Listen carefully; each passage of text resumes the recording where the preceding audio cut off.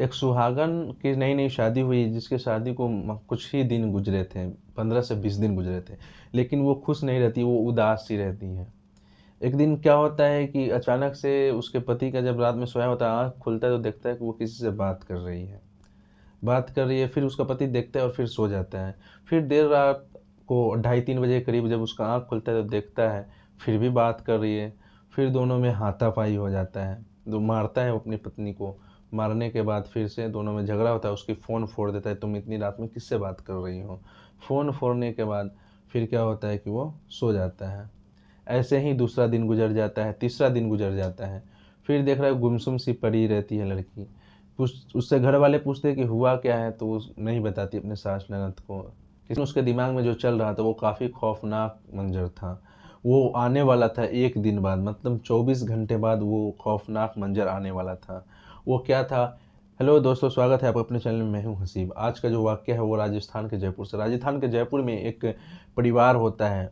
उस परिवार में एक नकारा लड़का होता है। नकारा लड़का की वहाँ की जो परंपरा अभी भी चलती आ रही है, वो परंपरा में अगर किसी का नकारा लड़का है तो उसकी शादी नहीं होती है जल्दी, और शादी होती भी है तो मतलब एक लड़की इधर से दो, एक लड़का दो, उधर से एक लड़की और एक लड़का मिलेगा। मतलब दोनों, एक घर, एक बहन उधर दो, एक बहन इधर दो, ऐसा शादी होता था। लेकिन वो लड़की किसी और से मोहब्बत करती थी, और लेकिन उसके अपने भाई के कारण, नकारापन के कारण उसकी शादी उससे हो जाती है। मतलब दोनों के घर में एक एक लड़की जाती है, शादी हो जाती है। होने के बाद क्या होता है कि वो लड़की खुश नहीं रहती, क्योंकि उसे वो लड़का पसंद है, वो किसी और से प्यार करती थी। लेकिन क्या होता है कि अब वो, उसके भाई की भी शादी होना था, उसके भी घर गृहस्थी बचाना था, इसके कारण घर वालों ने जोर जबरदस्ती से करवा दिया।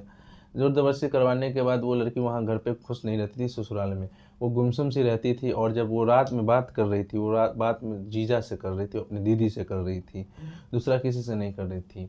लेकिन क्या होता है कि उसी दौरान उसकी पिटाई हो जाती है। पिटाई हो जाने के बाद वो गुमसुम सी रहती है। उसमें क्या होता है कि वो पति के पास जाती है। पति के पास जाने के बाद दूसरी रात जो 24 घंटे बाद होती है, उसमें सॉरी बोलकर पति के पास जाती है और उससे प्यार भरी बातें करने लगती है, अच्छी अच्छी बातें। वहीं पर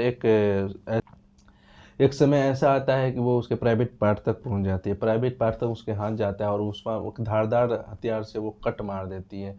और कट मारने के बाद वो लड़का चिल्लाने लगता है। जब चिल्लाता है तो आवाज़ आता है। आवाज़ आता है तो लोग उठते हैं। उठने के बाद जाते हैं, उसके बाद देखते हैं कि वो खून उसके प्राइवेट पार्ट के यहाँ पर से ब्लड गिर रहा है।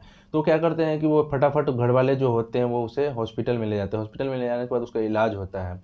इलाज जब होता है, वो जब डिस्चार्ज होता है, इलाज होने के बाद आता है डिस्चार्ज, तो उसके बाद पंचायती बैठ जाता है। पंचायत जो गांव में होता है वो पंचायत बैठता है। दोनों, लड़की वाले और लड़का वाला, दोनों के घर पे बुलाया जाता है। लड़का वाले के घर पे लड़की वाले आते हैं और पंचायत में बात रखा जाता है।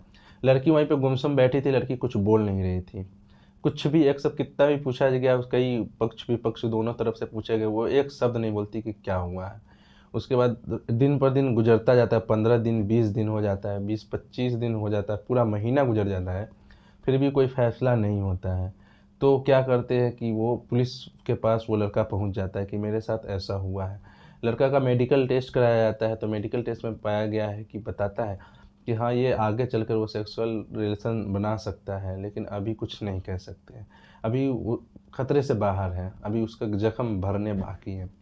लेकिन क्या होता है कि ऐसा किया क्यों? जब उसके बीवी को उठाती है पुलिस, जब पुलिस उसे पुलिसिया अंदाज में पूछती है तो बताती है कि वो दरअसल उसे उससे शादी ही नहीं करना था। उसे शादी करना था वो जिससे प्यार करती थी उससे, लेकिन उसके घर वालों ने ज़बरदस्ती शादी करा दी। पुलिस वाले ने बताता है कि तुम उससे डिवोर्स भी तो ले सकती थी, लेकिन वो बोलते हैं कि नहीं, हम, अगर मैं डिवोर्स ये कर लेता, डिवोर्स ले लेती, तो मेरे मेरे भाभी जो थी वो भी चली जाती, मेरे भाई को छोड़ना पड़ता। इसलिए ऐसा था कि मेरे जीजा और मेरी दीदी ने ऐसा प्लान बनाया और उन्होंने बताया कि ऐसा करो, तुम उसको नामर्द बना दो, उस बिहाफ पर तुम उसे छोड़ सकती हो और तुम दूसरी जगह शादी कर सकती हो। तब ये मेरे दिमाग में चल रहा था, मैं करूँ ना करूँ। उसी में मैं उसी रात मैं अपने जीजा से और दीदी से बात ही कर रहे थे उसी टॉपिक पे। तो उसी दौरान मेरे पति ने मुझे बहुत मारा और मैं उसी गुस्से में थी, और उसके कल होकर मैंने ये सब कर दिया, क्योंकि मुझे इनके साथ रहना ही नहीं है। और इसीलिए मैंने हमला किया था, ताकि ये नामर्द हो जाए और मैं आसानी से इससे छुटकारा पा लूँ। तो कहाँ तक ये बात सही है, और पता नहीं, उस लड़की को अपराध की है तो उसको तो सज़ा होगा ही, लेकिन उसके साथ साथ उसके जीजा और उसके दीदी को भी सज़ा होगा। उसे भी पुलिस ने अरेस्ट कर लिया है और लड़का को इलाज के लिए भेज दिया गया है। लड़का का इलाज चल रहा है अभी।